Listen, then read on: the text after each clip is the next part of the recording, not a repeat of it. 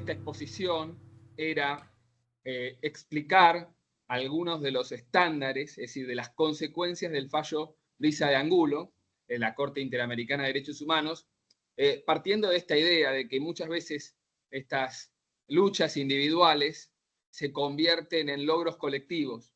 Es decir, más allá de la reparación que ordena la Corte Interamericana, como pueden ordenar otros tribunales en casos concretos, los casos, y ahora voy a explicar muy sucintamente, muy sucintamente por qué es así, generan después prácticas o reformas legislativas a nivel continental, en el caso de la Corte Interamericana. Por eso es la importancia a veces de la lucha individual, como siempre resalta Sebastián y Silvia, para también logros colectivos hacia toda la infancia. Este caso que vamos a analizar, tengan en cuenta que es una decisión de la Corte Interamericana de Derechos Humanos, que es no solo obligatoria para el país que ha sido condenado, sino que lo ha dicho la misma Corte, lo dice nuestra Corte Suprema, los fallos de la Corte Interamericana de Derechos Humanos resultan obligatorios, sin perjuicio que por ahí el caso fuera contra Bolivia, contra Nicaragua, contra Perú, no necesariamente son obligatorios los fallos contra la Argentina, sino que también son obligatorios, uno por eso tiene que ver los fallos contra otros países, porque también son obligatorios para nuestros países. Entonces, muchas de las cuestiones que resuelve la Corte Interamericana en su jurisprudencia termina siendo obligatoria para otros países que no estuvieron involucrados en el caso. Por eso es la importancia de los fallos de la Corte Interamericana. Y esto proyecta las decisiones de la Corte Interamericana, porque si no, cada país debería tener su caso de abuso sexual, ¿no? O cada país debería tener su caso de desaparición forzada. Entonces, lo que hace la Corte Interamericana es resolver un caso y esto se proyecta al resto de los países. Esto es lo primero que quiero compartir. Voy a ver algunos de los estándares principales de este fallo que marcan también un nuevo hito en la protección de la infancia. El primero es que la Corte Interamericana refuerza un concepto que se llama debida diligencia reforzada. Esto significa que cuando se investigan determinados delitos, por supuesto, el Estado tiene el deber de investigar todos los delitos, desde un hurto hasta un homicidio, digo, de lo más leve a lo más grave. Ahora, hay ciertos delitos que merecen ciertas, ¿no? Salvaguardas, cierta dedicación diferente a otros delitos. Esto es lo que se llama debida diligencia reforzada. Entonces, determinados hechos delictivos merecen una investigación por parte del Estado, ¿no? Con determinado cuidado, diligencia, ¿no? Como dice la Corte Interamericana, más intensa que otros. Y esto lo aplicó en hechos de violencia contra la mujer y hechos de violencia contra niños y niñas, donde rigen estos patrones de debida diligencia reforzada, que lo viene desarrollando a través de un fallo muy famoso que fue Campo Algodonero, donde se analizaron los femicidios en México. Y después lo fue desarrollando en materia de niños y niñas a partir de un caso conocido como Rosendo Cantú, Guzmán Albarracín, posteriormente BRP y BPC y Brisa de Angulo. ¿Qué establece en relación con este concepto de debida diligencia cuando el Estado tiene que investigar? Primeras cuestiones fundamentales, lo que tiene que ver con la víctima. ¿Qué pasa con la víctima? Primero, se exige que la víctima, si tiene que declarar, lo haga en un ambiente adecuado, propicio, con cierta intimidad, privacidad, sin confrontar de ninguna forma con la persona imputada, y a mi juicio también esto también se deduce del fallo, sin confrontar con un abogado defensor, que muchas veces va a hacer preguntas, ¿no? Muy insidiosas. Acá, para que vean, el documental ha sido muy cuestionado, para mí también tiene una versión parcial, pero se puede ver, ¿no? Lo que implica para un niño de muy temprana edad ser confrontado en estas situaciones en un documental que está en Netflix, Los niños de Outriau, que es un caso muy famoso en Francia, donde se cuestionó el Poder Judicial por su intervención en casos de abuso sexual, pero ahí en ese caso van a ver que niños de muy temprana edad son confrontados con abogados defensores de 50, 60 años en un juicio oral y público, con los imputados delante. Es decir, después se cuestiona y se dice que en ese caso los niños fueron inducidos, exageraron, pero la forma, si lo van a ver en ese documental muy claramente, la forma en que se tomó declaraciones testimoniales a esos niños en un juicio es totalmente inaceptable. Es decir, claramente no está preparado un niño de muy temprana edad para pararse frente a un abogado que le pide explicaciones, que lo señala con el dedo, que se le para de frente, en una audiencia que es pública. Estaban ahí un montón de personas y el niño tenía que contar, esos niños de muy temprana edad, hechos de abuso sexual que habían denunciado.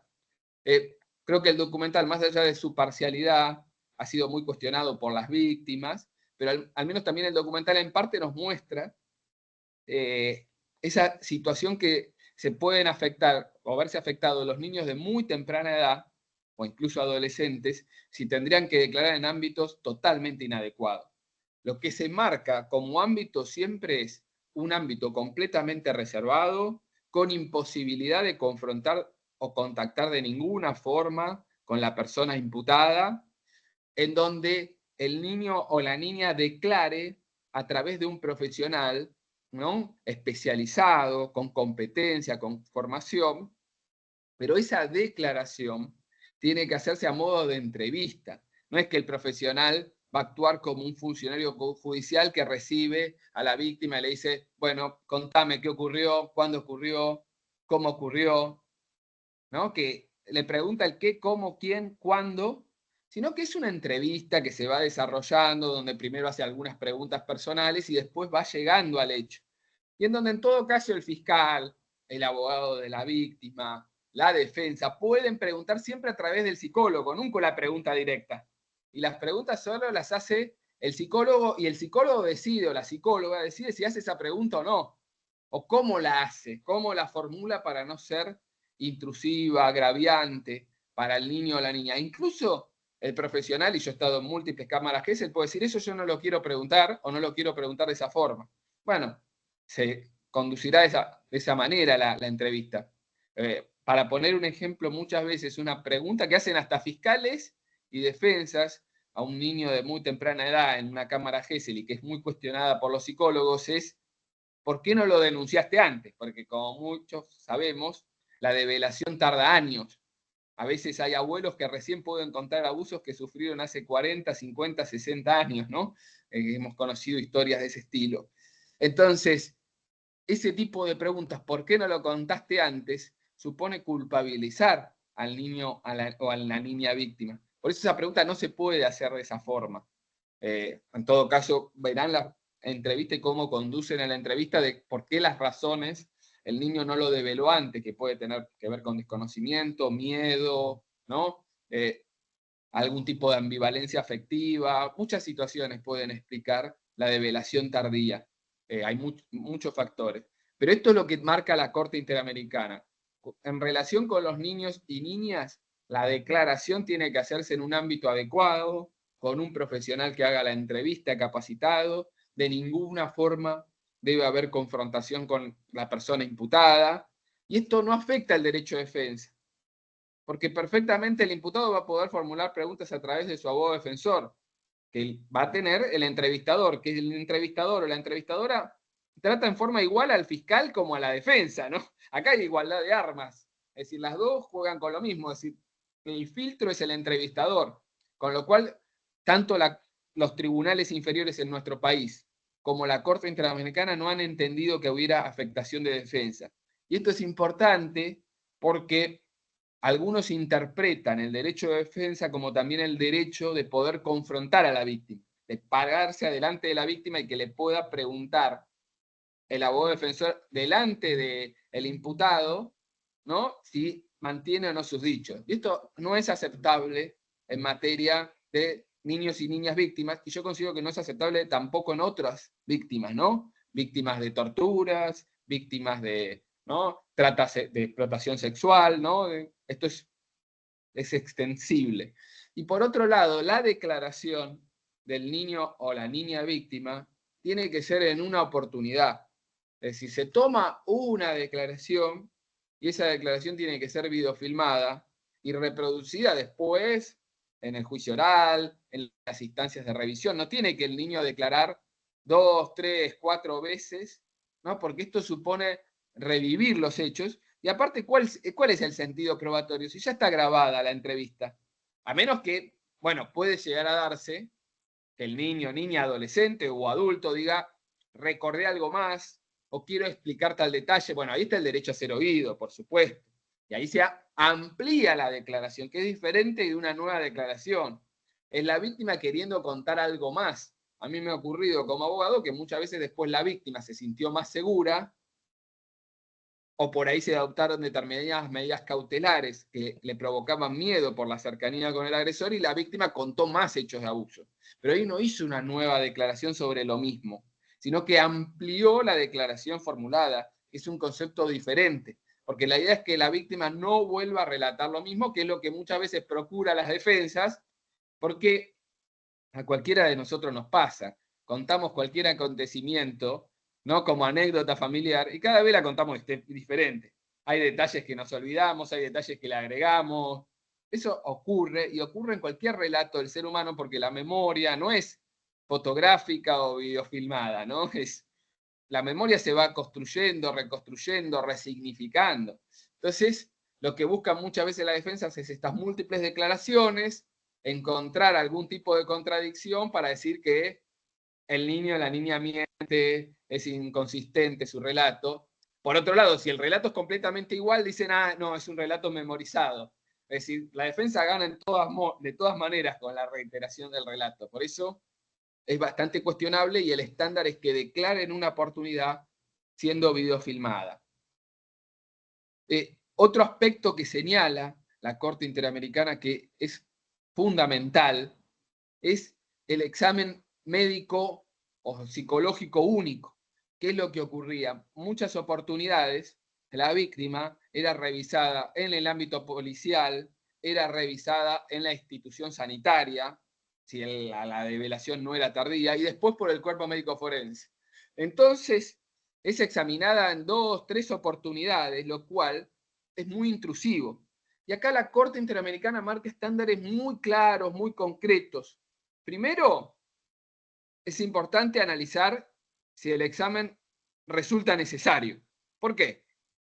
Pueden darse diferentes situaciones. Puede pasar que la víctima diga, hubo un manoseo, voy a decir que la víctima diga, hubo acceso pero oral, ¿no? La felatio in ore, no hubo acceso vaginal y anal, y a veces meramente como práctica judicial, casi como, bueno, resolvemos todas las causas iguales, se ordenaba el examen también genital. Y esto es totalmente, ¿no?, innecesario, porque hasta contradice lo que dice la víctima. Es como no le creo tanto a la víctima, a ver si pasó algo más. Pero bueno, primero debemos partir del relato de la víctima. Y por otro lado, a veces es innecesario por el paso del tiempo, ¿no? Imaginemos, para ir a casos más claros, una víctima adolescente que dice que sufrió abuso vaginal, una mujer, y lo denuncia el hecho 4, 5, 6 años después que ya tuvo relaciones de pareja, de que ha quedado embarazada. Entonces, ¿qué hallazgo se va a producir después de tanto tiempo más que, ¿no?, verificar que el himen no está intacto y que hubo algún tipo de desgarro vaginal que pudo haberse provocado, por supuesto, tanto por la situación del parto como también por las relaciones sexuales consentidas? Es decir, y no haber ningún fluido después de tantísimo tiempo. Entonces, ahí la prueba es totalmente innecesaria y es someter a la víctima a una situación de intrusión en su intimidad. Es importante a veces, si pueden acudir a alguna actividad de capacitación. En su momento el cuerpo médico forense, hay una ginecóloga infantil que explica muy bien el procedimiento. Y uno ve ahí lo intrusivo que significa para la víctima someterse a un examen ginecológico. No, de alguna manera no es fácil, es doloroso, es molesto, es indignante. Con lo cual tenemos que ser sumamente cuidadosos cuando se produce esta medida de prueba, esperando encontrar algún hallazgo, no hacer la medida de prueba como una especie de excursión de pesca, ¿no? Porque, ¿no?, de alguna manera no tenemos ningún tipo de empatía con lo que siente la víctima frente a esta situación. Entonces, lo que se remarca por parte de la Corte Interamericana es que el examen médico tiene que ser único. Yo en su momento trabajaba con UNICEF, fui consultor de UNICEF, y lo que ahí recomendábamos es que si la víctima denuncia este hecho, o la familia de la víctima la denuncia directamente y se produce una revisión en el hospital, porque muchas veces la primera medida a veces es que el niño o la niña vaya al hospital, o se hace la denuncia y va al hospital, ya los profesionales que realizan esa revisión, su informe puede ser utilizado como medida de prueba. Esto es lo que recomendábamos con los protocolos, y esto es para mí el mejor estándar, porque primero es más cerca del hecho, o al menos de la develación, y por el otro lado evitamos una múltiple revisión, porque si justamente va a darse ese examen por una cuestión sanitaria, si ya el médico puede decir cuáles fueron sus hallazgos, ya tiene validez. ¿Y por qué someterla después a un nuevo examen en el cuerpo médico forense? La Corte Interamericana también remarcó en concreto que el examen médico solo puede lograrse con consentimiento de la víctima. Es decir, la víctima tiene que ser informada y tiene que consentir este mecanismo. No puede ser, bueno, no, le llega una notificación a la víctima, usted tiene que presentarse en tal lugar, cuerpo médico forense, en tal horario, y no le explica ni siquiera lo que tiene que hacer. Entonces, de sorpresa la meten en una sala y hasta forzadamente le dicen, usted tiene que revisarse. Incluso me acuerdo haber escuchado casos, yo he dado capacitaciones en provincias argentinas en este marco de tareas con UNICEF, que nos contaban que hubo casos hasta extremos de que habían decidido anestesiar a la víctima porque se resistía. La durmieron para provocar una revisión. Esto yo daba estas capacitaciones con una profesional del cuerpo médico forense y explicaba, esto es una nueva violación por parte de la víctima, ahora cometida por el Estado, es un supuesto de violencia institucional. Gravísimo, es decir, que el Estado ya viole a la víctima para poder investigar el hecho. Acá lo que marca la Corte Interamericana es que tiene que haber un consentimiento previo, expreso, por parte de la víctima, por supuesto, totalmente informado de en qué va a consistir el acto, cuáles van a ser los potenciales hallazgos, qué consecuencias va a tener en el proceso. Y la víctima tiene que tener la posibilidad de estar acompañada con referentes afectivos, ¿no? Y también la posibilidad de elegir, esto yo lo hacía como querellante, donde muchas veces les preguntaba a las víctimas si tenían alguna preferencia en cuanto al sexo de la persona que realiza el examen psicológico y el examen ginecológico. Y entonces esto se formula. Yo agrego algo más, para mí son muy importantes los detalles, ¿no? Evitar las esperas, que la sala de espera sea adecuada, porque ya que encima la citan a la víctima y a veces altera su rutina diaria y tenga que esperar 2 horas para un determinado examen, ya es algo que afrenta. Por eso voy al concepto de la Corte Interamericana de neutralidad empática.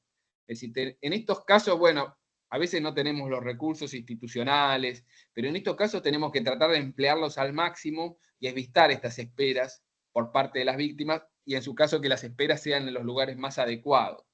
En el ámbito de la ciudad de Buenos Aires ya se funciona unas entrevistas de cámara Gesell en donde la experiencia ha sido muy positiva y los niños antes de pasar a la entrevista juegan con un perro, especialmente adiestrado, y eso actúa como relajante al momento de atravesar esta situación que es muy tensionante. Yo cuando trabajaba, los niños y niñas declaraban en la sede del cuerpo médico forense, y si bien muchas veces se evitaba cualquier tipo de confrontación con el imputado, no era citado el mismo día a realizar estudios, los chicos se cruzaban con personas detenidas. La directora de asistencia a la víctima en el Ministerio Público me contó que tuvo un caso en donde una niña vio a una persona detenida con esposas y dijo, yo no quiero que a mi papá pase por esto. Es decir, por eso tenemos que ser cuidadosos con los espacios, porque también, digo, la víctima tenga que declarar en ese ámbito, ¿no? Puede ser algo muy tensionante. Por su parte, también ha marcado el mismo criterio respecto del examen psicológico. Las víctimas, en general, las 3 medidas de prueba tradicionales son la declaración, como les mencioné, cámara Gesell, el examen físico cuando resulta necesario y también el examen psicológico, el psicodiagnóstico, para descartar que tuviera algún tipo de patología psiquiátrica, una modalidad de psicosis, o también detectar indicadores de victimización sexual. También en relación con este examen se remarca que tenga que ser único. Y si hay profesionales de la querella, ¿no?, de la persona damnificada, si hay profesionales de la defensa, tienen que participar en este peritaje único. No es que van a someter a la víctima a 3, 4, 5 entrevistas. En general, en la Argentina es una o he encontrado algún caso de 2 entrevistas, no más, para evitar, ¿no?, que el niño o la niña atraviese esta situación que también es traumática porque muchas veces devela nuevamente el hecho y se somete a batería de test. En la Argentina suele ser un test Bender, por ahí ustedes lo conocen por el examen de manejo, donde se tienen que reproducir determinados dibujos geométricos. Se hace también test proyectivos gráficos, por ejemplo el de casa, persona, familia. Y también se hace un Rorschach, donde se le muestran las diferentes láminas, y eso a veces permite detectar, a partir de cómo interpreta ciertos dibujos, indicadores de victimización sexual. Bueno, ese examen también tiene que ser único por parte, ¿no?, del Estado. Lo que ha marcado también la Corte Interamericana, y este es un estándar muy importante, es que, bueno, puede ocurrir que la víctima no quiera, por ejemplo, realizarse el examen físico. No se la logró convencer. Puede ocurrir que la víctima no declare en la cámara GESE. Acá yo tomo a una profesional muy destacada en la Argentina, de las primeras que empezaron a trabajar con la declaración de niños, niñas víctimas. Recuerdo haber estado en instancia de capacitación con ella hace ya más de 20 años, en donde Diana Sanz se llama, en donde decía las dificultades que tiene un niño para declarar en cámara GESE. Si a cualquiera de nosotros, explicaba ella, nos pedirían que contemos experiencias sexuales gratificantes al oído de una persona desconocida, nos daría vergüenza, pudor. Ahora, imaginen, le estamos pidiendo a un niño o a una niña que cuente una experiencia traumática a un profesional completamente desconocido sabiendo que está siendo videofilmado. Y el niño entiende que eso lo van a ver muchas personas, porque no es alguna comprensión del proceso penal tiene. Entonces es probable, ¿no? Es hasta comprensible que el niño no relate todo, que hasta a veces no se anime a hablar. Ahora, lo que dice la Corte Interamericana, en función de este deber de diligencia reforzada, es que el Estado tiene que agotar todos los medios probatorios. Entonces puede ser que el niño no habló en esa instancia y podamos reconstruir su relato porque habló ante los profesionales de la salud, habló ante el psicólogo o la psicóloga que la viene tratando hace varios años, ¿no?, en donde generó un grado de confianza, se lo contó un familiar, lo contó en el colegio, ¿no?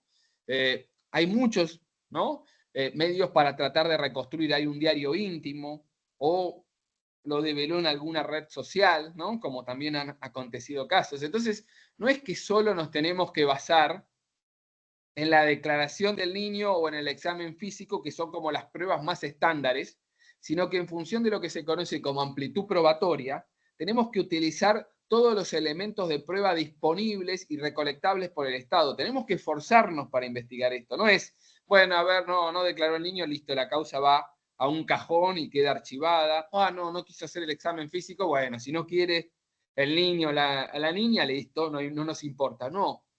Digo, esta solución que se puede adoptar en otro tipo de delitos si ocurre, no imaginemos un hurto, porque bueno, si no le interesa a la víctima, ¿para qué vamos a seguir? No es aceptable en los casos de violencia contra niños, niñas y contra mujeres. El Estado tiene que agotar su instancia probatoria. Esfuerzo. Esto es lo que marca, Diego, ¿no?, la Corte Interamericana.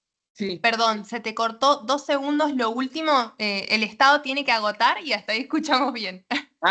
Tiene que agotar todos los medios de prueba recolectables, tiene que hacer el máximo esfuerzo. Esto es lo que ha dicho la Corte Interamericana. Y como les digo, esto es obligatorio, no es, bueno, no, decidimos si lo hacemos o no lo hacemos. No es una cuestión tampoco ideológica, ¿no? Hoy en día que vemos en nuestro país tan cuestionada la perspectiva de género, como planteada como una cuestión ideológica. Son obligaciones normativas que tiene el Estado por normas internacionales y nacionales. Hoy en la Argentina parece que corre bastante riesgo todo lo que tiene que ver con la asistencia de las víctimas mujeres, porque se ha disuelto el Ministerio de las Mujeres, que tenía un programa de atención específico. Entonces, es preocupante que se considere que esto es una ideología, es como considerar que es una ideología el derecho a la salud, el derecho a la educación. Perdonen que vaya en temas nacionales, pero me parece que no debemos perder de vista y que entender que la lucha es primero plantear que esto no es una cuestión ideológica, partidaria, ¿no? Sino que es una cuestión de políticas de Estado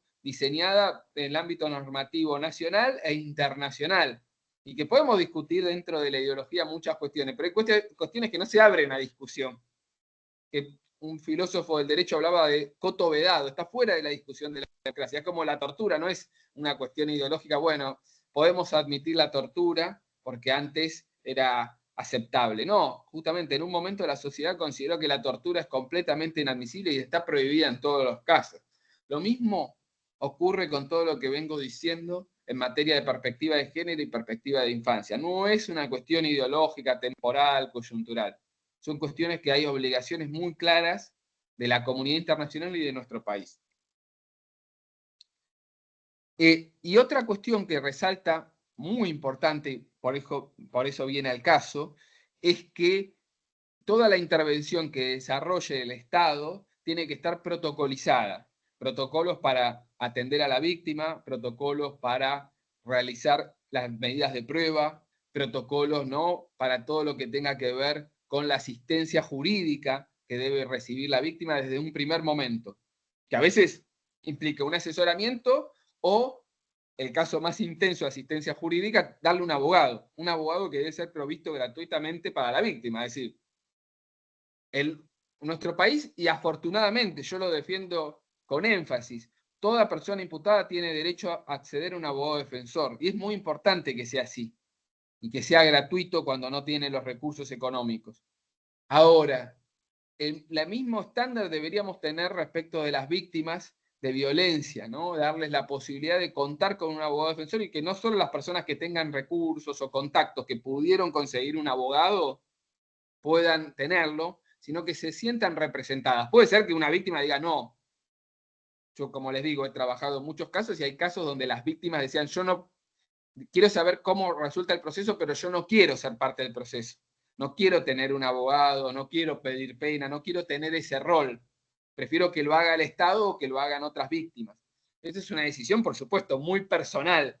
Ahora, si la víctima quiere, desea, es su intención, no debería depender de sus recursos económicos, sino que debería ser provisto por el Estado, lo cual, por supuesto, no genera, por la cantidad de causas, no genera que el Estado quede desfinanciado. Se gasta mucho más dinero en otras situaciones que son mucho menos relevantes. Y algo que también marca la Corte Interamericana es que la víctima, desde el primer momento, el Estado le tiene que garantizar una atención que yo denomino integral, médica, psicológica, psiquiátrica, pedagógica, si está en el ámbito educativo. Es decir, desde el primer momento, ¿qué es lo que ocurría muchas veces? Yo he tenido causas que se planteaba esto, que consideraban que la víctima no debía recibir atención psicológica hasta que no termine toda la etapa probatoria, porque consideraban que el psicólogo podía, de alguna manera, contaminar la declaración de la víctima o afectar los resultados de los peritajes. Y esto es poner, ¿no? Siempre hablamos de, primero poner siempre en primer lugar, ¿no?, los caballos y después el carro. Esto era poner el carro antes de los caballos, porque era darle más importancia a la investigación o darle más importancia a obtener la verdad que a la protección de la salud integral de la víctima. Y siempre tiene que ser fundamental proteger la salud de la víctima. Creo que se me está apañando la imagen, ¿no? Sí, Pero bueno, recién. si se me escucha bien, no sé, será un problema de...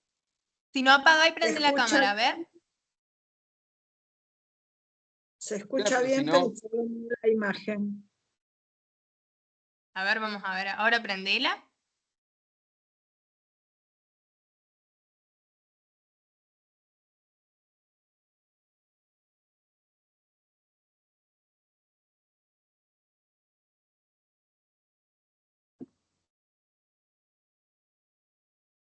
bueno, no, igual si se me escucha bien no habría problema.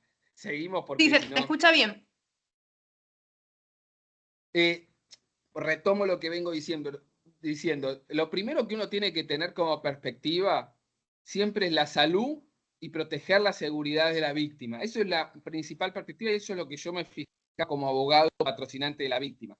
De tratar de evitar que la víctima tuviera, ¿no?, algún tipo de consecuencia con posterioridad a la develación, tanto por amenazas, agresiones físicas, como también en materia de su salud, ¿no?, que no sufriera, como han acontecido, autolesiones, intentos de suicidio por parte de las víctimas, por no recibir la atención psicológica integral. Ese es el primer objetivo. Lo que hacían es que, bueno, no, dado que el psicólogo puede, por supuesto, a veces en el relato con el psicólogo, el niño o la niña víctima, a veces de muy temprana edad, refería a los hechos de cierta manera, ¿no? Y, por ejemplo, utilizaba determinada terminología y no utilizaba el término abuso, y después de conversar con el psicólogo, ya hace referencia o utiliza el término abuso. Ahora, eso no implica que sea contaminado el relato, sino que fue resignificado y perfectamente el psicólogo puede decir, bueno, trabajamos con el niño y le expliqué el concepto de abuso, y ahora el niño habla que fue abusado, y no habla que era un juego con el padre o un juego con el abuelo, ¿no? Sino que habla de los términos de abuso. Y eso perfectamente puede dar cuenta a un profesional de la salud, que después declare en el debate oral. Entonces, siempre lo primero que tenemos que tener en cuenta es la atención desde un primer momento y que sea una atención sostenida. Muchas veces las víctimas por ahí tuvieron 1 año, 2 años de tratamiento, pero por ahí después, cuando se celebra el juicio oral o en la instancia recursiva, vuelven a necesitar esa asistencia psicológica por el estrés que le causa atravesar esa situación, para ver si esa decisión condenatoria, por ejemplo, es confirmada en esa nueva instancia. Algo que remarca la Corte Interamericana es este concepto que tienen que tener todos los funcionarios del Ministerio Público, jueces, de lo que se denomina como neutralidad empática. Al momento de tratar a la víctima, ¿no?, tener esta consideración que implica no, obviamente, resolver todo a favor de la víctima, porque eso sería parcialidad. Los jueces tenemos que mantener en cierta imparcialidad, pero esto no implica que cuando se interviene consideremos que estamos frente a una víctima especial, no es la víctima de un hurto o una víctima de estafa que puede obviamente estar afectada por las consecuencias patrimoniales, su repercusión de la estafa, pero estamos hablando de un abuso sexual, estamos hablando por ahí de determinado contexto de violencia, entonces no es la misma el trato que debe recibir una víctima de otro delito que la víctima de este tipo de delitos. Esto deberá ser definido más detalladamente a través de un protocolo. Y me voy con las dos cuestiones últimas.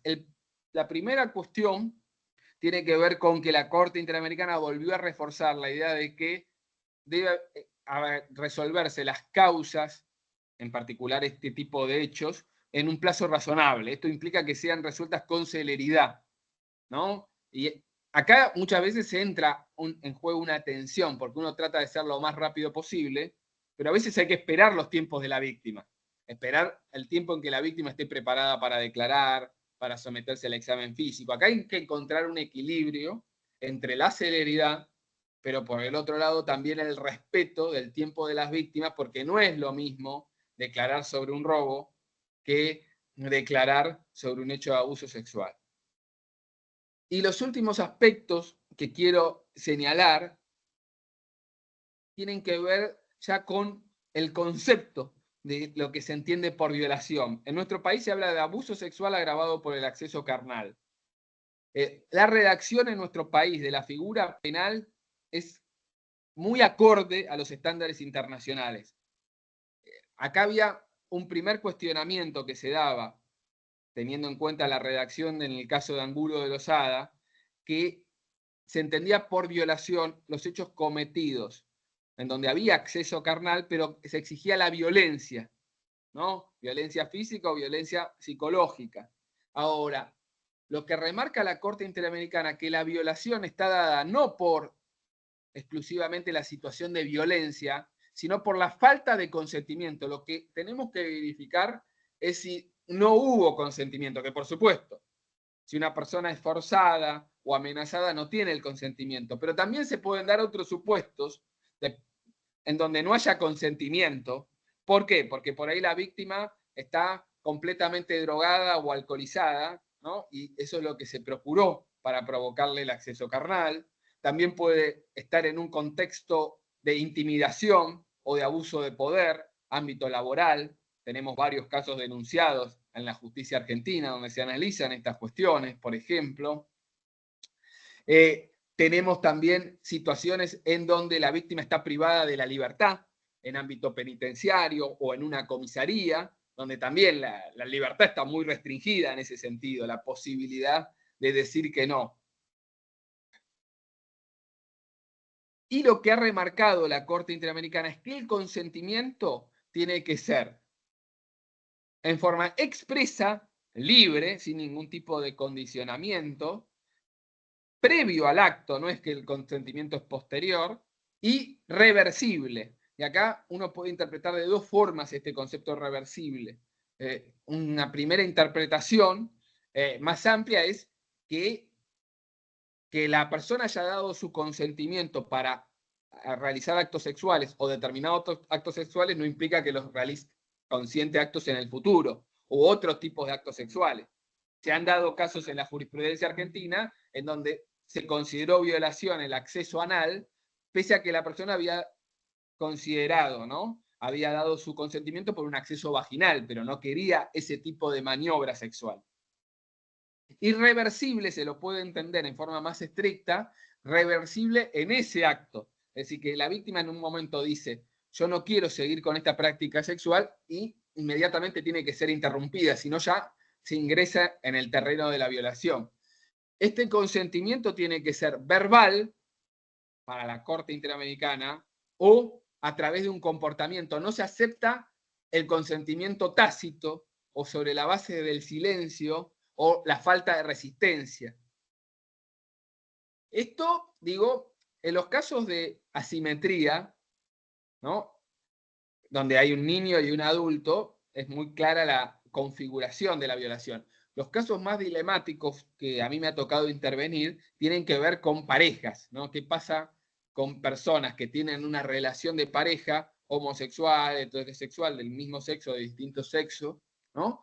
Y una de las personas denuncia la situación de violación, ¿no? Porque no consintió ese acto o no consintió esa modalidad sexual. Estos son los casos que generan muchísima controversia en la jurisprudencia argentina en este momento, tanto cuando involucran personas adultas como también personas menores de edad, noviazgos de adolescentes de similar edad. No estoy hablando de una diferencia de edad, a veces incluso la víctima es mayor que la persona victimaria, ¿no? Estos son casos muy difíciles de resolver en materia probatoria, porque no es, a diferencia del abuso sexual infantil, que muchas veces la persona imputada niega el hecho, acá se reconoce el hecho, lo único debatido es el tema de si ese acto fue consentido o no fue consentido, ¿no? Estos son casos que hoy generan mucha discusión jurisprudencial y son de muy difícil prueba. Y lo que ha remarcado también la Corte Interamericana, que por violación se entiende la introducción en las cavidades vaginal o anal del pene o cualquier parte del cuerpo o incluso de un objeto, que es la redacción que también tiene nuestro Código Penal actualmente, que también introduce la felatio in ore como un supuesto de violación cuando es la introducción del miembro masculino, no ya de un objeto o de alguna otra parte del cuerpo en la boca. Es decir, introducir un dedo en la boca no sería violación, pero introducir un dedo en la vagina o en el ano sí sería violación para nuestra legislación. Y para terminar en esta descripción, la Corte Interamericana consideró como circunstancia agravante precisamente la figura del estupro, que también está, perdón esta confusión, consideró que merece una pena mucho más grave cuando el abuso sexual es incestuoso, que también es agravado en nuestro Código Penal. En nuestro Código Penal el abuso sexual con acceso carnal de carácter incestuoso tiene una pena de 8 a 20 años, muy similar al homicidio, para que se den una idea, ¿no? Con lo cual creo que ahí estamos bastante en sintonía con los estándares internacionales. Y perdón, vuelvo a esta figura del estupro. El estupro, que estaba definido en nuestro Código Penal, hoy definido como abuso sexual aprovechando de la inmadurez, la Corte Interamericana critica esta figura. que es lo considera como una modalidad atenuada de violación que esconde la violación, ¿no? Esconde, ¿no?, una situación en realidad que debería merecer una pena mayor. ¿Qué ocurre cuando se da el estupro? Cuando una persona adulta, ¿no?, precisamente comete un acceso carnal respecto de un adolescente entre 13 y 16 años, en nuestra legislación, de 14 o 15, aprovechándose de esa inmadurez. En ese sentido, la Corte Interamericana considera que este sería un supuesto de violación, no de estupro, porque hay justamente un abuso de poder, hay una asimetría. Entonces considera que no debería existir esta figura. Todavía nuestro Código Penal en la Argentina, en el artículo 120, mantiene la figura de estupro, que debería ser eliminado. Justamente yo estoy trabajando con un conjunto de profesionales para un nuevo proyecto del Código Penal que elimina esta figura y modifica algunos aspectos, ¿no?, de otros delitos contra niños y niñas y adolescentes. Bueno, esto era un poco para describir. Me quedan algunos temas pendientes, pero prefiero cederle, por supuesto, la palabra a Brisa, y en todo caso después nos queda un tiempo para seguir debatiendo. Brisa. Muchísimas gracias, Diego. Primero que todo, quiero pedirles disculpas que yo voy a tener que salirme en unos 15, 20 minutos porque estoy de viaje y tengo que ir al aeropuerto, entonces voy a estar unos 15 minutos. Bueno, creo que hay varios temas que se tocaron que son muy importantes y a mí me gustaría tratarlo desde la perspectiva neuropsicológica, que es precisamente cuando yo llevé el caso a la Corte Interamericana. Normalmente cuando uno lleva el caso a la Corte Interamericana existe lo que son lo que pasa es que le dicen al Estado que tiene que pagarle reparación a la víctima. En vez de eso, yo hice un documento, este documento, que son las 11 reformas que tiene que hacerse a nivel regional para prevenir, para sancionar y para poder proveer sanidad a víctimas de violencia sexual. Y yo les entregué a los jueces y les dije, si ustedes realmente quieren hacer reparación, hagan estos 11 cambios o pongan estos 11 cambios dentro de su resolución, dentro del fallo, para que los países puedan utilizarlo como una base para hacer los cambios judiciales. Esta investigación se hace con base a miles de niños, niñas y adolescentes que hemos llevado a la corte, que hemos acompañado, que hemos visto, pero también con la información científica. Entonces, como yo les dije, cuando yo era niña fui repetidamente violada. Al ver que no pasaba nada, creé una fundación, pero vi que muchos niños y niñas no tenían ese proceso de sanidad. Fue cuando yo misma encontré, para tratar de hacer mi propia sanidad y ofrecer servicios, empecé a estudiar psicología. Después me especialicé en neuropsicología para ver cómo el impacto del trauma afecta. Y después estudié Derecho, hice un doctorado en Derecho para llevar mi caso ante la Corte Interamericana de Derechos Humanos. Y fue cuando llevé el caso a la Corte. Entonces, en base a lo que se ha estado hablando, hay algunas cosas que a mí me gustaría recalcar con respecto a, desde la perspectiva de la neuropsicología, y por qué fue una de las acciones que para mí fue tan importante llevarlas al caso a la Corte Interamericana. Cuando hablamos de la entrevista forense, es importante, antes que eso, una de las cosas que nosotros pedimos es que todo personal del gobierno que trabaje con niños, niñas víctimas de violencia sexual, no simplemente tiene que estar capacitado, porque eso es lo que los gobiernos dicen. Nosotros los capacitamos, les dimos 1 hora, 2 horas de capacitación y ya están capacitados. Tienen que ser especializados en lo que es el manejo de violencia sexual. Y eso incluso incluye que estén informados en el trauma, que incluye que conozcan cómo el impacto afecta el cerebro. Por ejemplo, no cualquier persona puede hacer una entrevista forense. La persona que haga una entrevista forense tiene que ser una entrevistadora forense especializada en cómo funciona el cerebro. ¿Por qué? Porque existe lo que se llama el sistema polivagal. La forma en que yo, como entrevistadora, haga la entrevista, voy a hacer que partes de ese cerebro se bloqueen o se desbloqueen. La forma en que yo estoy respirando, la forma en que me estoy sentando, las palabras que estoy usando.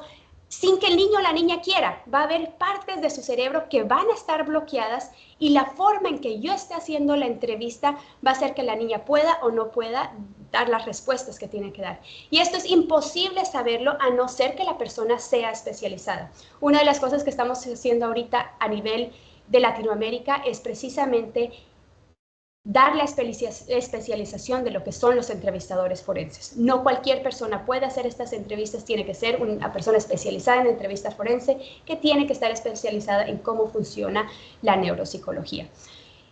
Otra de las cosas importantísimas que estamos ahorita trabajando grandísimo es la parte de los mitos sobre el examen forense.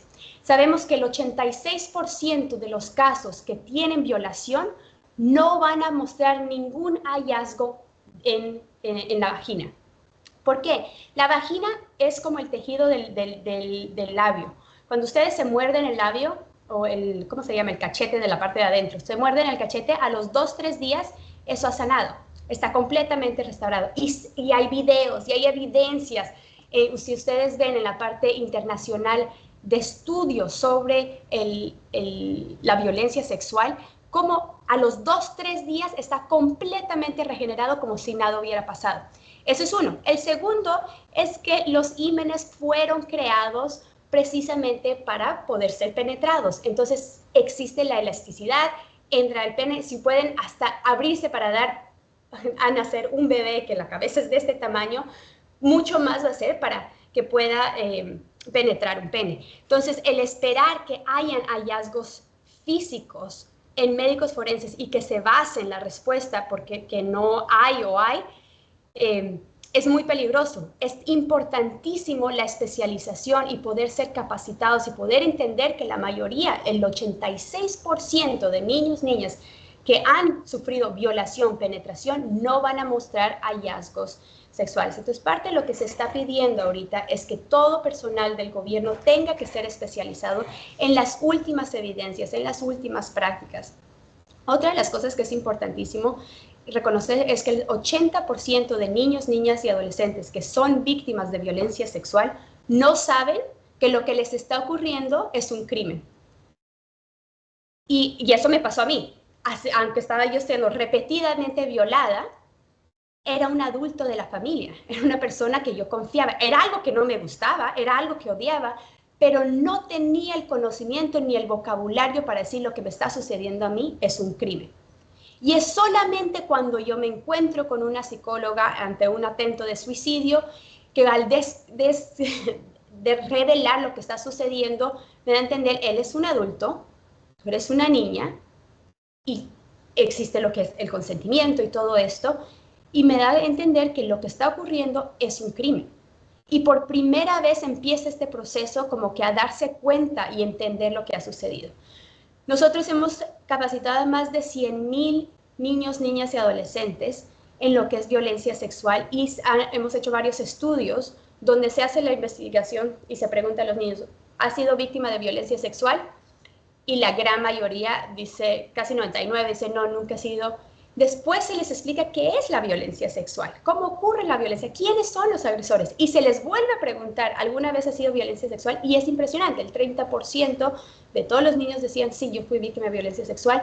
Nunca lo conté, no pensaba, sabía que odiaba lo que era, pero no tenía el vocabulario de entender que era un crimen y que yo podía pedir ayuda. Después existe todos los pocos que llegan a entender que tal vez es un crimen, tienen una cantidad de mitos como por ejemplo, yo tengo que pagarle a un policía para ir a denunciar. O sea, no entienden ni siquiera cómo funciona, a quién le voy a pedir ayuda. Y lastimosamente más del 85% de la violencia sexual ocurre en las familias. Entonces, esto hace muchísimo más difícil. Si la misma violencia sexual ocurre en el lugar donde tenían que protegerte, el lugar que tenía que cuidarte, la persona que tenía que explicarte qué significa la vida, es la persona que te está lastimando, ¿dónde más vas? ¿A quién vas? Si eso mismo que tenía que protegerte es lo mismo que te está dañando, ¿dónde vas? Entonces, para mí es importantísimo la especialización de violencia sexual. No es como cualquier otro crimen. Tenemos, por ejemplo, la violencia física, otro tipo de violencias que dejan otro tipo de hallazgos, que pueden haber testigos, pero este tipo de violencia es el más difícil, primero, de romper el silencio, el más difícil de judicializar, el más difícil de acompañar, y por eso tenemos que tener personas especializadas desde la neurociencia que nos explica cómo funcionan nuestros cerebros. De lo mismo con la parte de sanidad.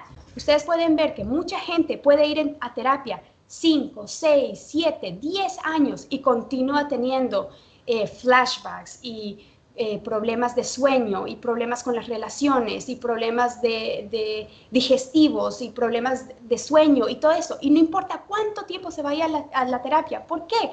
Porque la terapia continúa utilizando partes del cerebro que no es donde el trauma está registrado. Por ejemplo, nosotros tenemos la parte frontal del cerebro, que es todo lo que es análisis, todo lo que es hablar, todo lo que es crítico. Cuando nosotros vamos a una terapia y estamos hablando sobre lo que está pasando, estamos usando esta parte del cerebro.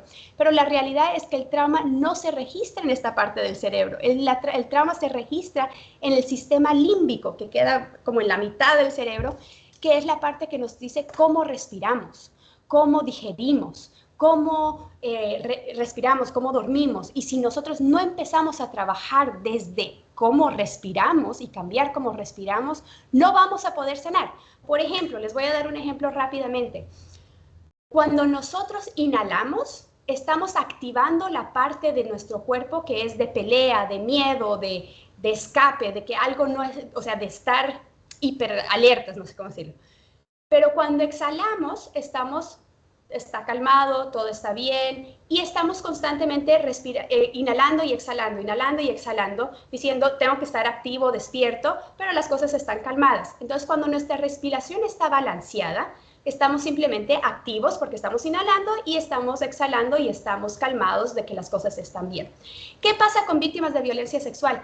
Tienden a cambiar su forma de respirar y inhalan el doble o más de lo que exhalan. Entonces, constantemente están poniendo a su cuerpo, así haya pasado la violencia sexual hace 20 años, está poniendo su cuerpo en esta hiperalerta, que cualquier ruido, que cualquier cosa, alguien me está mirando, todo lo empezamos a recibir como si fuera una amenaza.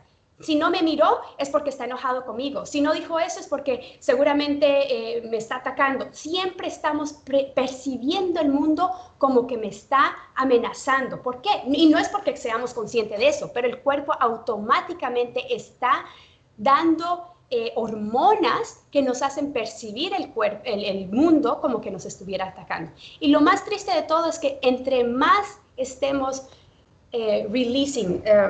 dando estas hormonas, más daños neurológicos están pasando. Entonces, no importa si la violencia sexual pasó hace 20 años, si yo no he tenido ese proceso de regular mi sistema límbico, mi sistema, voy a continuar creando las mismas hormonas que dañaron mi cerebro, las voy a continuar produciendo en este tiempo.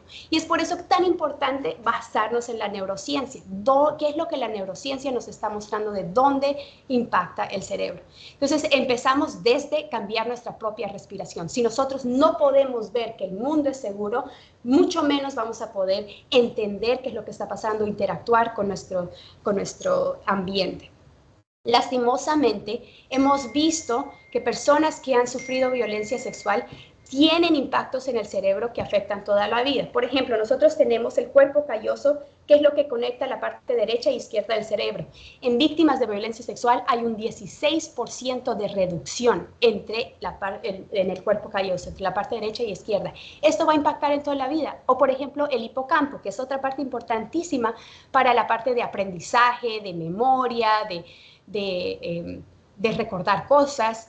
También hay un 17% de reducción en víctimas de violencia sexual. ¿Esto qué va a pasar? En el colegio les va a ir más difícil, el recordar cosas les va a ser mucho más difícil, el poder en el trabajo les va a ir mucho más difícil, y son acciones que pasan, o sea, son daños fisiológicos que se pueden ver en imágenes de resonancia magnética, en CAT scans, donde el impacto de la violencia sexual, la gente tiende a pensar que son unos genitales. No es el daño en los genitales. El daño es en la desregularización del sistema límbico. Entonces, es por eso fundamental que jueces, abogados, fiscales, policías, todo personal que interactúe con estos niños, niñas y adolescentes tienen que tener la especialización de cómo yo manejo con eso. Como yo le dije a la Corte Interamericana, para mí la mayoría del trauma que ahora yo estoy sufriendo y de las acciones de los sueños y las interacciones es más por el impacto de cómo respondió el sistema judicial que por la misma violación. Y no puede ser que cuando un niño o una niña tenga el coraje de romper el silencio para buscar ayuda, termine siendo una vez más victimizada como una segunda violación por el sistema y por falta de educación por el sistema, que termine haciendo más daño a una niña y a un niño y a un adolescente.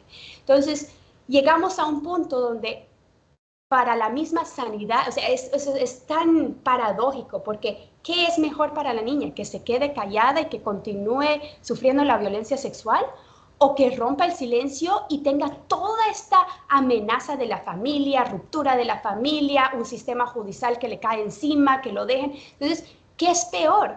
Y qué triste que tengamos un sistema judicial, un gobierno, que en vez de decir, lo siento, nosotros te fallamos, deberíamos haberte protegido, y cómo ahora te recogemos para cubrirte, para sanarte, para acompañarte, para restaurar, que es para lo que existe la justicia, que se convierta en un victimizante más, que fue lo que la Corte Interamericana puso en mi caso, que el sistema judicial se convirtió en un victimizante más y que violó mis derechos humanos. Entonces, ¿cómo seguimos impulsando en que la formación, no solo de capacitación, pero de especialización, es fundamental para que el proceso judicial y el proceso de búsqueda de la justicia se convierta en un proceso de sanidad? Porque la persona que más sanidad puede abrir es la fiscal, el juez, la policía, por su posición de autoridad de decir, esto es lo que yo te estoy dando para el acceso a la justicia. Lo siento, yo me tengo que ir, pero me encantaría poder tener otro espacio donde podamos hablar más de esto. Como ustedes pueden ver, es mi pasión. He dedicado los últimos 25 años de mi vida especializándome en esto, trabajando con esto. Y antes de irme, yo quisiera saber si hay una o dos preguntas y después les dejo, y mil disculpas otra vez, estoy viajando a Chile para la celebración de Belém do Pará y estamos presentando el caso de Argentina, especialmente por la situación tan delicada que está el gobierno en este momento eliminando la parte de género. Entonces estamos yendo precisamente para una protesta por lo que está sucediendo en Argentina y en Bolivia, que retrocede años sobre el acceso a la justicia. Entonces, si hay alguna preguntita antes de irme. ¿Hay alguien si quiere dejar en el chat alguna pregunta para Brisa, así lo podemos leer?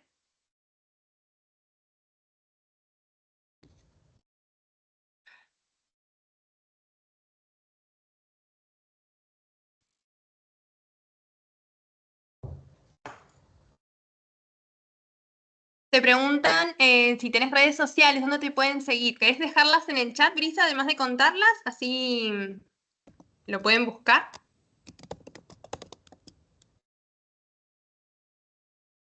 Paula, tú me ayudas con eso, que no sé cómo se escriben. Sí, también quiero dejarles saber que en Argentina estamos haciendo el 9 de agosto, que es el Día de Solidaridad con Víctimas de Violencia Sexual, y van a haber varias caminatas en diferentes partes del país, donde están invitados a participar, a acompañar, a hacer un día de celebración y acompañamiento. Es una actividad que se está haciendo en 12 países, donde son cientos de miles de personas, donde ponen el estigma donde tiene que estar y ponen la validad donde tiene que estar. Entonces, ojalá puedan acompañarnos y ojalá puedan... Hay muchos mensajes de agradecimiento. Ana, buenas tardes. Sí, Sí, Edgardo. No estamos escribiendo, pero agradecer a ambos, ¿no? Al doctor y a Brisa. Muy impactante lo que Brisa contó, y adelante con la lucha. Y ojalá podamos estar en esa manifestación que se pretende para el 9 de agosto, creo que dijo, ¿no? Gracias. Sí, el 9 de agosto. Bueno, mucha suerte y muchas gracias. Gracias. Y cualquier cosa, Paula se queda, que es la directora regional y la que está encargada especialmente de los diferentes países y de Bolivia, si es que hay alguna, o de Argentina, y hay alguna otra pregunta con ella. Y una vez más, mil disculpas y un gran gusto poder conocerte, Diego, y mil gracias por todo el trabajo que haces y gracias a todos por poner este tema tan importante a la luz. Que tengan un lindo resto de la conversación. Gracias a vos, Brisa. Buen viaje. Gracias. Chao, chao. Bien, si hay más preguntas pueden ir dejándolas en el chat para que Diego y Paula puedan ir respondiendo sobre lo que se habló. Si alguien quiere plantear alguna situación particular también pueden hacerlo. Así podemos destinar esta segunda parte del taller al momento de intercambio de preguntas.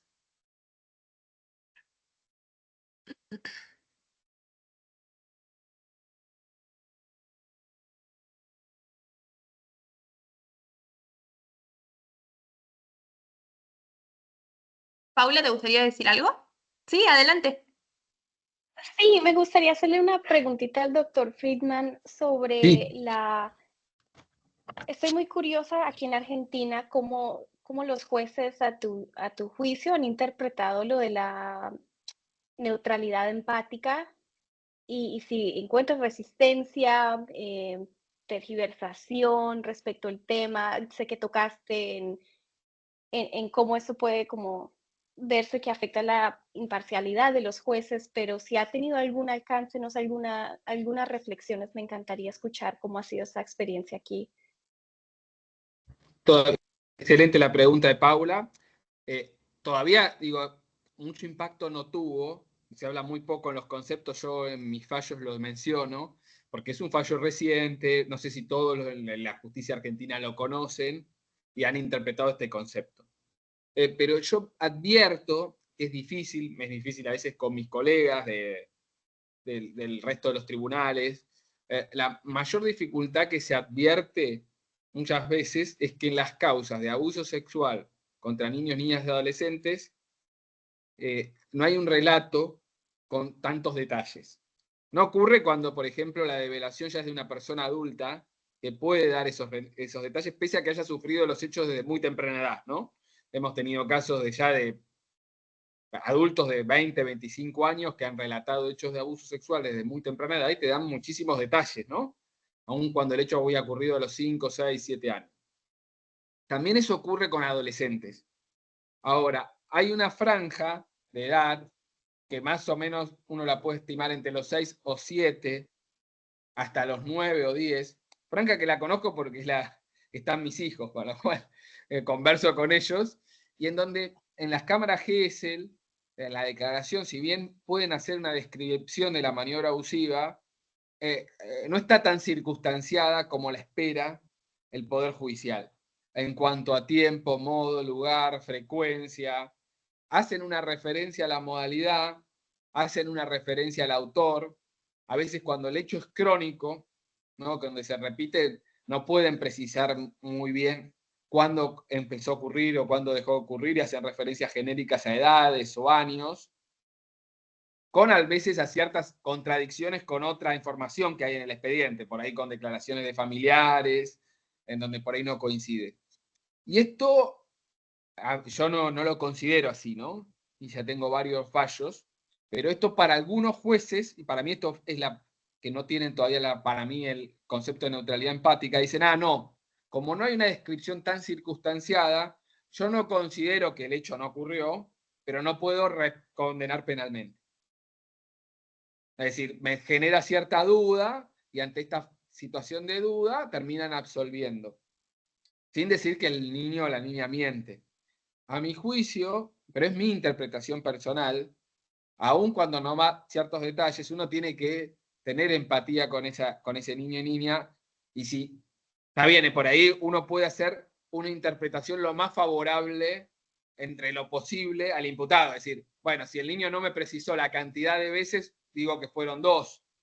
Si el niño dice en un periodo de tiempo, y ahí a mí me ocurre que un periodo de tiempo es mayor o menor, y la pena es como menor, bueno, yo considero que ocurrieron como menor, porque bueno, no me pudo precisar cuándo cesara. Entonces, bueno, hasta ahí llega por ahí para mi juicio la duda, pero no considerar que no está suficientemente detallado, porque es muy difícil que el niño diga, describa con tanto detalle toda la maniobra, si le bajó o no la ropa, qué es lo que pretenden, en qué posición estaban.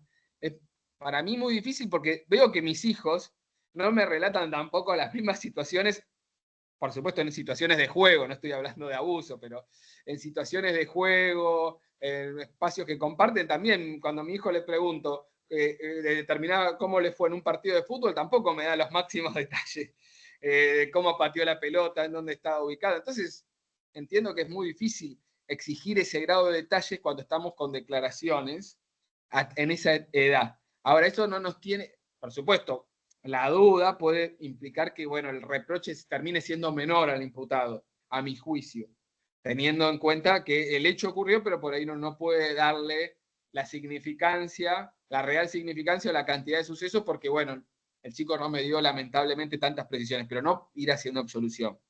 Esta es mi interpretación. Digo, esto está también, como le expliqué, el tema de también los abusos sexuales en relaciones simétricas de noviazgo, también son temas que generan mucho debate jurisprudencial.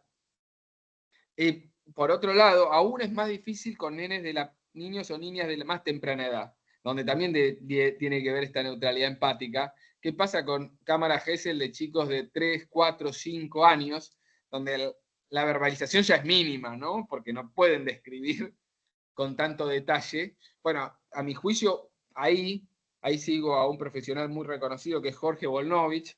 Ahí le da más relevancia a lo que es el psicodiagnóstico que al relato, porque el niño todavía no está en condiciones de construir un relato, pero no está en condiciones, no ese niño, sino cualquier niño. Y bueno, y con lo que explica Brisa, probablemente con las repercusiones neurológicas que tenga el abuso, es más difícil. Esto también, para lo que les contaba, es más difícil, como nos explicaba Brisa, que eso yo lo desconocía, pero si el abuso sexual y también otras situaciones de violencia generan estas repercusiones neurológicas, no podemos esperar el máximo de detalles en niños o adolescentes que relatan estos hechos. Entonces, bueno, tomamos la decisión de que no se castiga, que estoy completamente en desacuerdo, o si llevamos adelante todo este proceso, tenemos que tener esta neutralidad empática para comprender que la prueba va a llegar hasta ahí, que no vamos a tener un relato con suma detalle como en otro tipo de delitos.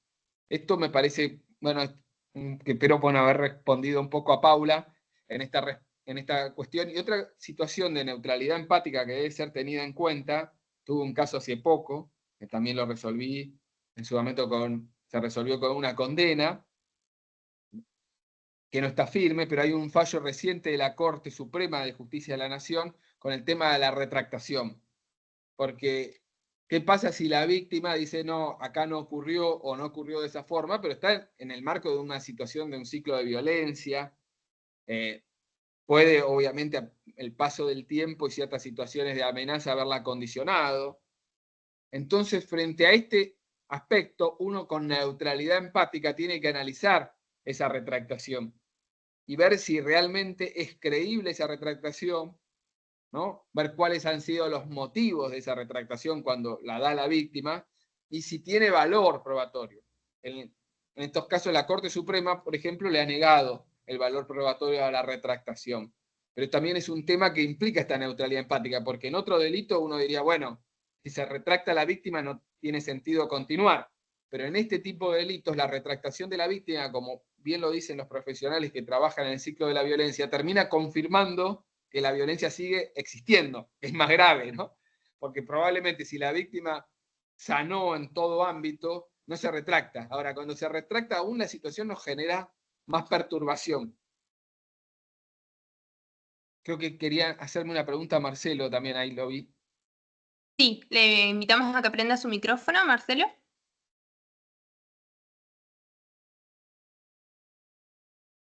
Ahora, ¿me pueden escuchar? Sí, perfecto, Marcelo. Ok. Yo quería saber, porque acá se habló mucho de penetración. Cuando no hay penetración y es solamente besos y abrazos a un niño de 11 años por parte de un sacerdote, la ley qué es lo que dice? Bueno, ahí la conducta hay que ver qué cómo, primero, qué tipo penal es, ¿no? Algunos pueden considerar, les digo la legislación argentina, puede quedar en 3 tipos penales, dependiendo de las características. En lo que se conoce como abuso sexual simple, reiterado, que comprende los manoseos o besos. Ahora, a veces la jurisprudencia, y hay que analizar el caso concreto, no es que uno lo puede definir en forma abstracta, considera que está en un abuso gravemente ultrajante, que es una figura intermedia entre la violación, el contacto físico, y que se produce cuando hay reiteración de los hechos, o también cuando por ahí el hecho tiene determinada entidad que excede el manoseo, pero no llega a ser el acceso carnal. Y es muy dependiendo del caso y también analizando las consecuencias que le provoca a la víctima. Y la tercera figura que puede quedar comprendida, que es, bueno, el caso de Sebastián, que, bueno, por eso lo menciono porque es conocido en la jurisprudencia, es la figura de corrupción de menores, que es cometida por un adulto a un menor de edad y debe ser interpretada como que realiza maniobras que tienden al adelantamiento del desarrollo normal de la sexualidad. Entonces uno puede decir que por esa frecuencia, esa modalidad, lo que está provocando en el niño o la niña es que avance, no todos atravesamos las etapas de la sexualidad, y cada uno desde muy temprana edad las va atravesando, esto lo enseña la psicología, pero acá es el adulto irrumpiendo en ese desarrollo, entre comillas normal, ¿no? Pero que existe en nuestra sociedad, en donde el adulto irrumpe para adelantarlo, justamente donde muchas veces el niño, como lo explicaba Brisa en su relato tan, ¿no?, conmovedor, incluso no significa el acto como sexual o no lo llega a comprender, porque no. Esto lo tomo también palabras del cuerpo médico forense, de una profesional que decía, no está en el imaginario infantil ese acto todavía. No está en su vida. Es decir, le llama la atención, le molesta, pero no está en su imaginario esa situación. Como sí puede estar en el imaginario infantil una situación de violencia física, porque eso sí el niño lo entiende, lo comprende y lo puede significar. La violencia sexual está fuera de la significación de determinados niños, ¿no? Por supuesto, depende la etapa evolutiva. Ahora, esta maniobra podría ser constitutiva de la figura también de corrupción, ¿no? Y también teniendo en cuenta el vínculo que hace, porque si bien no es incestuoso, estamos hablando de una persona que es autoridad religiosa, donde se da una simetría muy alta de poder, no solo por el rol de adulto, sino por la autoridad, ¿no? Digo, y si el niño tiene convicciones o la familia tiene convicciones religiosas, puede ser tremendamente perturbador, ¿no? Porque es casi un representante de Dios que lo está provocando esa conducta. Digo, las afectaciones, digo, en eso, justamente en esto trabajábamos, en esta reforma penal, para incluir también cualquier tipo de abuso en el marco, agravar cualquier tipo de abuso en el marco de cualquier comunidad religiosa, ¿no? Que han trascendido, porque no solo ceñirnos a religiones oficiales y por autoridades religiosas, sino que muchos abusos se dan en el marco de cierta religiosidad que no es considerada oficial, pero que más allá de eso, la víctima está en una situación de mayor vulnerabilidad porque se utiliza o se aprovecha de esa situación. Entonces eso para mí también merece un agravamiento por todo lo que le va a generar a la víctima. Él, les explico, el abuso gravemente ultrajante, cuando es a un niño o niña adolescente, tiene la misma pena que la violación, de 8 a 20 años. Por eso también nuestro Código Penal la reprime. Y la corrupción, cuando también es a un niño o niña adolescente, tiene una pena aún más alta que el homicidio, la pena mínima. Va de 10 a 15 años. Son delitos con penas muy graves. Porque muchas veces se dice, no, en la Argentina no se castiga severamente. Bueno, tendríamos que ver por qué no se castiga, porque las penas son graves en nuestro país. En todo caso será porque no se lo considera o se aplica el delito penal más leve, pero el Código Penal argentino permite aplicar penas que son bastante duras, ¿no? En función de las otros artículos del Código Penal. No sé si he respondido. Sí, sí, sí. ¿Y esas causas prescriben? ¿Prescriben?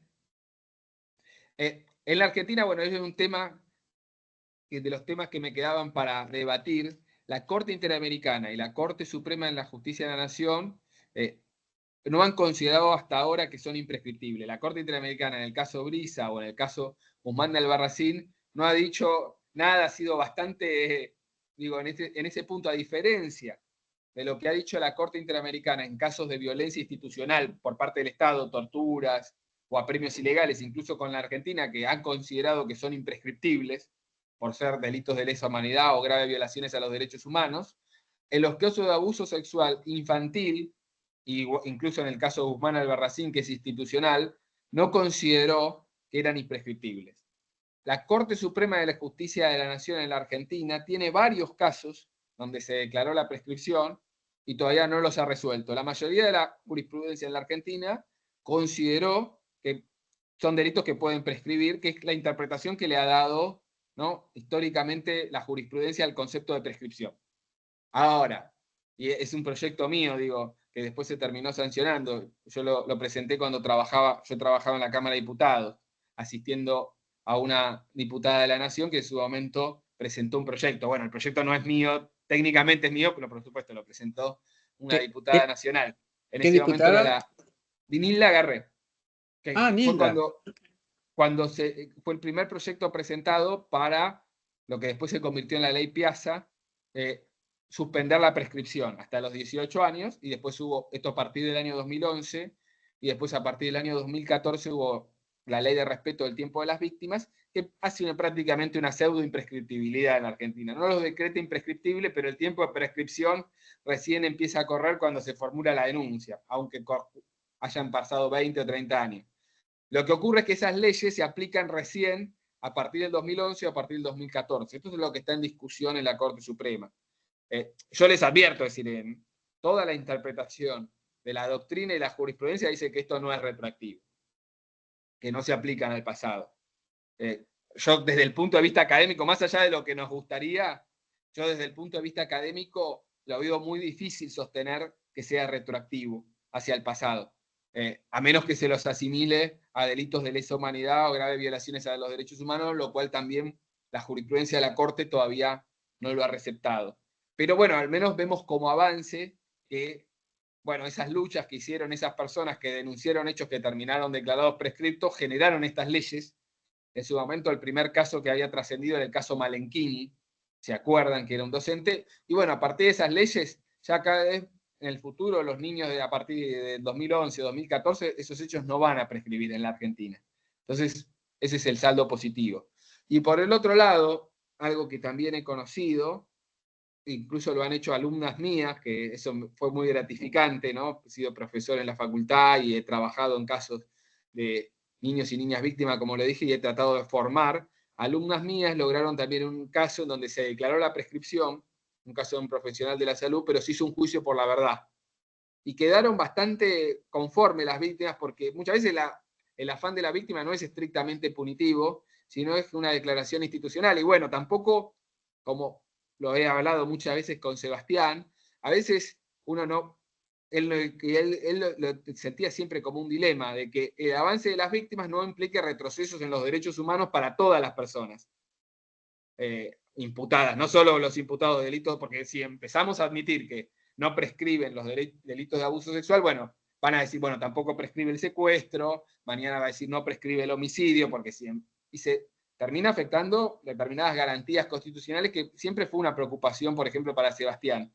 Entonces, una solución que se logró en esos casos, en equilibrio de los derechos de la víctima y los derechos de los imputados, es hacer juicios por la verdad, donde institucionalmente el Estado reconoció que el hecho ocurrió. Es algo que también genera dilemas en las víctimas, porque hay víctimas que dicen, no, ¿para qué yo voy a declarar, hacer todo este esfuerzo, si después esto termina en una sentencia que no implica nada para la persona imputada, ¿no?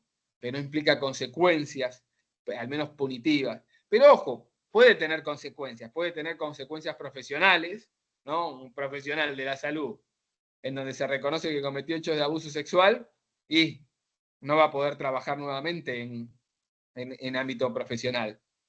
Puede tener consecuencias. Justamente estamos trabajando, ¿no?, para también hacer imprescriptibles las acciones civiles. Es decir, porque puede haber consecuencias ¿Qué? patrimoniales. Digo, para la víctima también puede ser importante una reparación económica, si bien todo no pasa por la reparación económica, pero bueno, si a tantos años tuvo que pagar tratamientos de salud, sufrió, como explicó Brisa, tantas consecuencias, bueno, que la persona responsable las pague para también hacer imprescriptibles las acciones civiles derivados de los hechos de abuso sexual infantil, para de alguna manera dar una reparación integral a la víctima, porque el Estado tiene que ayudar, pero también hay personas más responsables, ¿no? Si la persona responsable no tiene los recursos, bueno, cubrirá el Estado, pero digo, también debería pagar la persona responsable si tiene recursos económicos, hacerse cargo en todo sentido. Bueno, esos son temas que estamos trabajando con un grupo de profesionales en un proyecto de ley en este momento, esperemos que después tenga tratamiento. Bueno, No sé si te muchas ha respondido gracias. Marcelo, Paula. Perfecto, perfecto. Muchas gracias. Bien, Y ¿alguna gracias otra por colaborar. pregunta?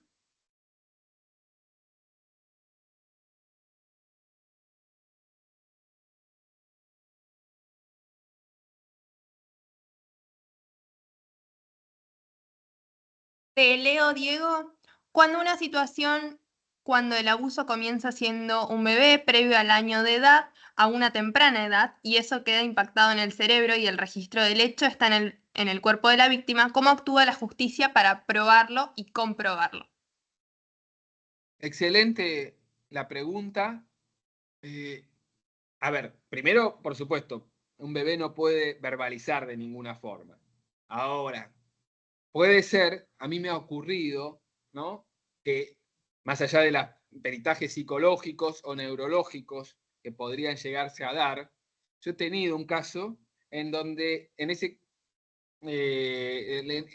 particular la niña pudo verbalizar muy poquito, porque era una nena que cuando hizo la cámara Gesell tenía creo que 4 o 5 años.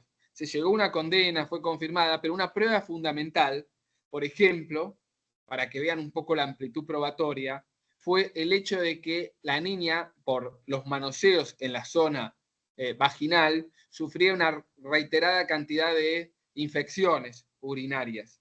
Entonces se utilizó la historia médica como mecanismo de prueba, y en concreto estos abusos eran cometidos por el abuelo materno.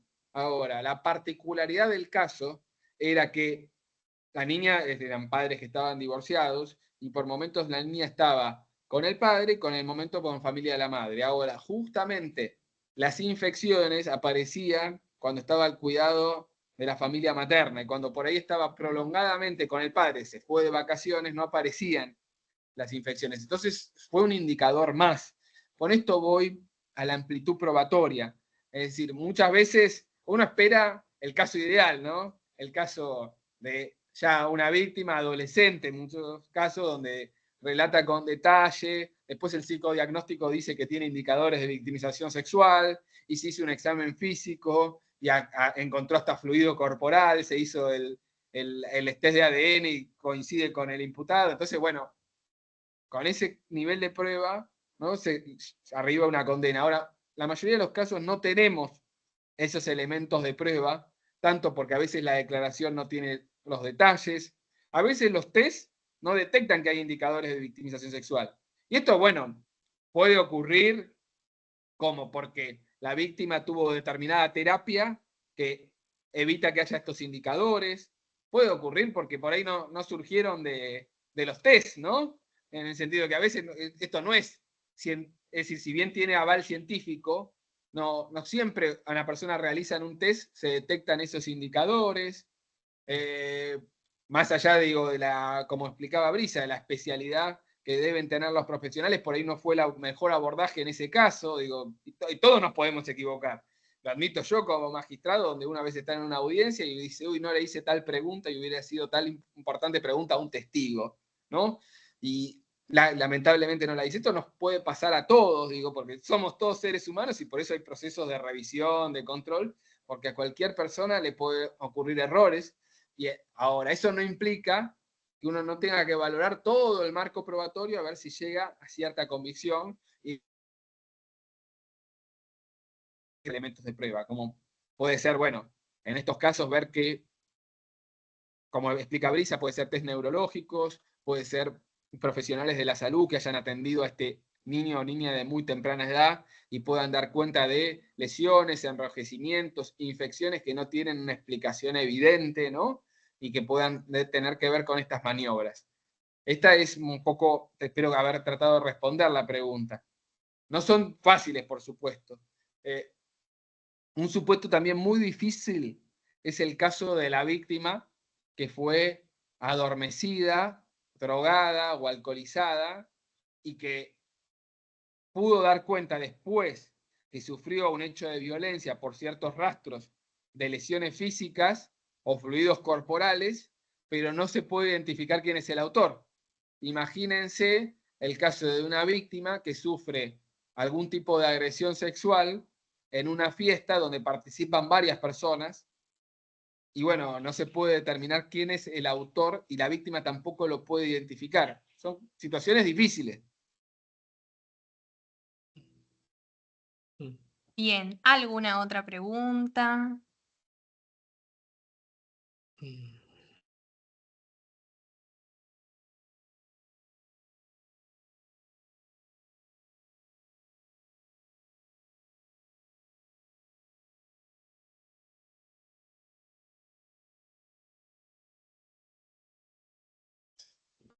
Aprovechamos los últimos minutos del taller para esto.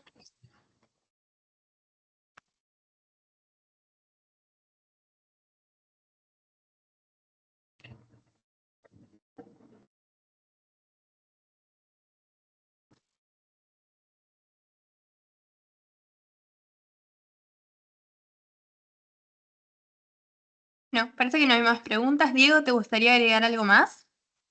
Bueno, para ir cerrando con estas ideas, creo que quedan varios puntos a pensar, a debatir, a reflexionar, que no han sido definidos todavía por la jurisprudencia de la Corte Interamericana. Un primer punto es este, el de la prescripción. Un segundo punto es el de la amplitud probatoria. Ahí, en el caso de Brisa, algo que me parece fundamental es que no se aceptó determinadas pruebas producidas en el ámbito de salud que deberían ser admitidas en principio por la amplitud probatoria. Hay una limitación que también, por ejemplo, surge en muchas normas procesales. Les explico, espero ser lo más claro posible, porque tiene algo de técnico. Se llaman prohibiciones probatorias. Un padre no puede declarar en contra de su hijo. Y esto lo establecen las normas procesales en forma genérica, porque imagínense el niño o niña, o puede ser adulta, ¿no? Roba y el padre o la madre puede saberlo. Entonces, la justicia podría citar al padre o a la madre bajo obligación de decir la verdad y el padre se vería en la situación muy difícil de terminar dando pruebas para que su hijo vaya preso o ir preso él por prestar falso testimonio. Entonces, está muy bien la regla. Ahora, ¿qué ocurre en los abusos sexuales intrafamiliares? ¿Qué pasa si una abuela, un abuelo, ¿no? Imagínense, quiere declarar en contra de su hijo a favor de su nieto o nieta o por ahí de algún niño de la familia que tiene un vínculo más lejano? En principio, según la norma procesal, rige la prohibición probatoria, porque se protege la familia. Mi interpretación, he escrito sobre eso, he litigado contra eso, y cuando a mí me toca resolver como juez, yo no considero que rige esa prohibición probatoria, porque primero, ¿qué familia estamos protegiendo? ¿No? No puedo proteger al padre o a la madre que abusó porque justamente violó una de las reglas básicas de la familia, ya desde el punto de vista de la antropología, ¿no? No estoy yendo a cuestiones, ¿no?, más cotidianas, digo. Pero por otro lado, considero que en función del principio de amplitud probatoria y en el marco del deber de diligencia reforzada deben aceptarse, por supuesto.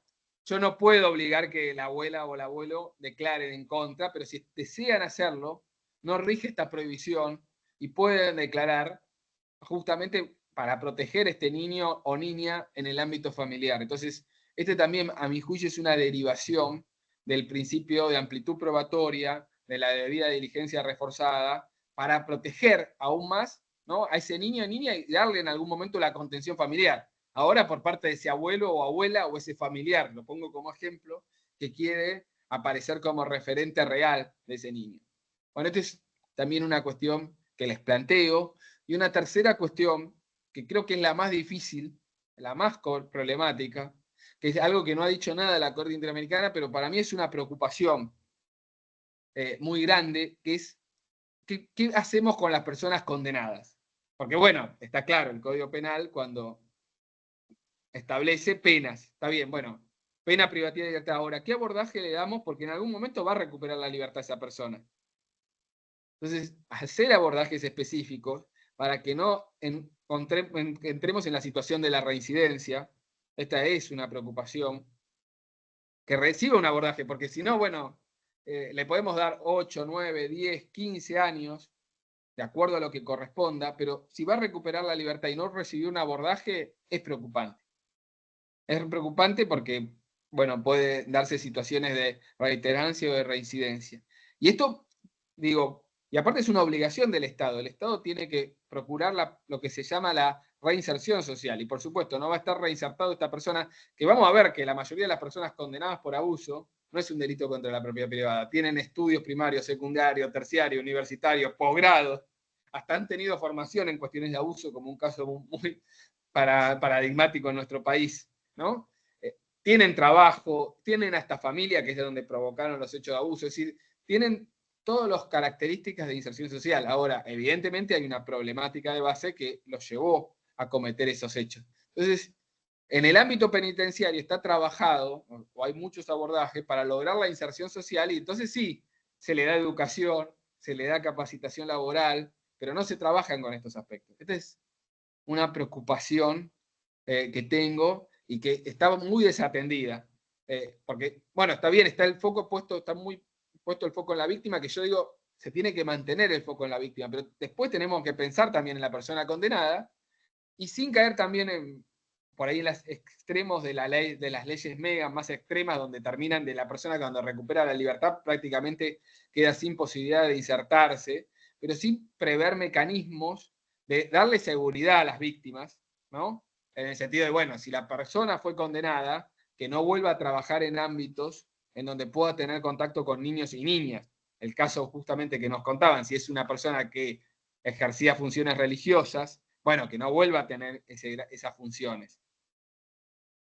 Diego, nos consultan en el chat dónde te pueden contactar a vos para una consulta. A través de Sebastián me puede formular algún tipo de consultas.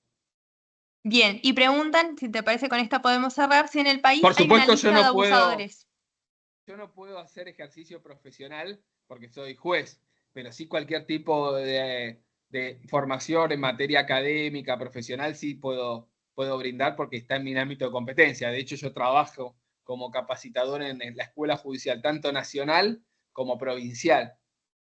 En nuestro país no hay listado, como existe en otros países. Sí hay un registro, pero que no es público, de personas condenadas por abuso sexual, en donde cuando la persona es condenada, se exige que se haga un test de ADN y se guarda el registro por 100 años para verificar si surge algún hecho en donde no está identificado el autor, se puede consultar ese registro, pero no es público. Y a diferencia del registro de reincidencia, no es que pueden obligar a una persona para que pueda ir a, ¿no?, de alguna manera a pedirle si está en ese registro o no. Por supuesto está el registro de reincidencia en la Argentina, es decir, si una persona es condenada por abuso, en el registro de reincidencia surge esa condena por abuso como por otros delitos. Esa vigencia de esa anotación dura unos 10 años desde la extinción de la pena.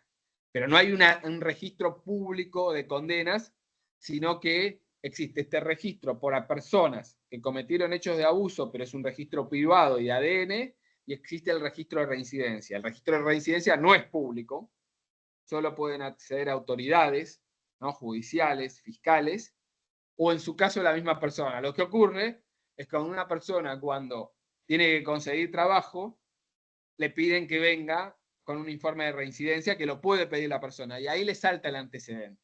Ese antecedente queda registrado. Pero no puedo consultar yo, ¿no?, si quiero por internet, a ver si esa persona tiene que tener un antecedente. Lo tengo que pedir a esa persona. y esa persona se la obligan cuando busca trabajo. Ahora, yo creo que no debe haber solo un listado, sino que hay que pensar políticas públicas más amplias, ¿no? De, bueno, repensar qué tareas pueden hacer estas personas, bajo qué circunstancias, ¿no? Para evitar que haya riesgos de reiterancia.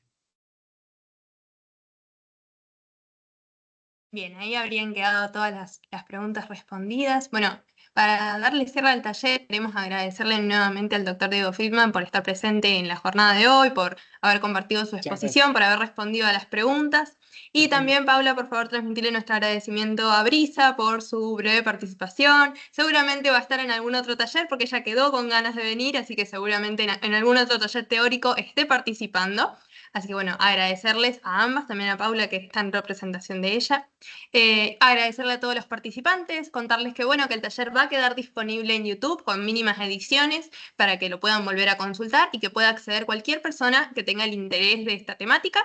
Así que, bueno, nuevamente, muchas gracias por participar y los esperamos a los que quieran sumarse al taller del Encuentro Solidario de Pares para sobrevivientes y víctimas de abuso sexual en la infancia y adolescencia, ahora a las 3 de la tarde en el siguiente link que ya les compartimos por el chat.